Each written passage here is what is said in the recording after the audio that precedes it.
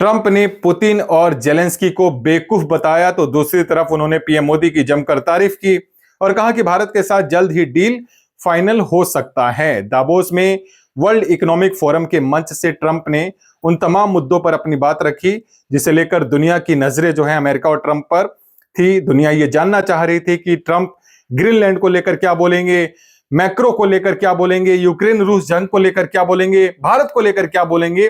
तो उन्होंने सभी मुद्दों पर अपनी बातें रखी, मैक्रो का मजाक उड़ाया। इसके अलावा ग्रीनलैंड को लेकर कहा कि वो बर्फ का टुकड़ा हासिल करना चाहते हैं लेकिन यूरोप उन्हें ये बर्फ का टुकड़ा नहीं देना चाहता, जबकि अमेरिका ही ग्रीनलैंड की रक्षा कर सकता है। यानी ग्रीनलैंड अमेरिका को इसलिए चाहिए क्योंकि अमेरिका ग्रीनलैंड की सुरक्षा करना चाहता है।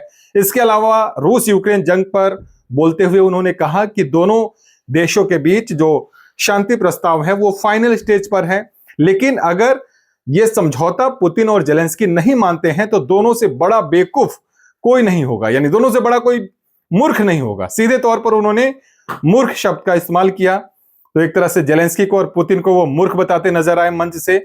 उसके बाद जब वो निकल रहे थे तो एक रिपोर्टर ने उनसे पूछा कि भारत के साथ आप डील कब फाइनल कर रहे हैं।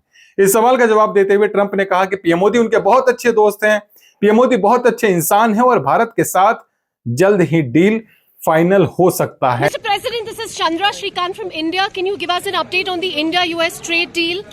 First of all, I have great respect for your Prime Minister. He's a fantastic man and friend of mine. And we're going to have a good deal. तो ट्रंप जो है उन्होंने दावोस के मंच से सभी मुद्दों पर अपनी बातें रखी और इस पर अब अलग अलग देशों की तरफ से प्रतिक्रियाएं आ रही हैं। खासकर सबसे बड़ा जो सवाल भारत को लेकर था कि क्या ट्रंप जिस तरह से टैरिफ बढ़ाने की बात कर रहे थे पिछले दिनों, तो अब इस बयान के मायने क्या समझा जाए कि क्या भारत पर जो अतिरिक्त टैरिफ लगा है उसे अमेरिका अब हटा लेगा?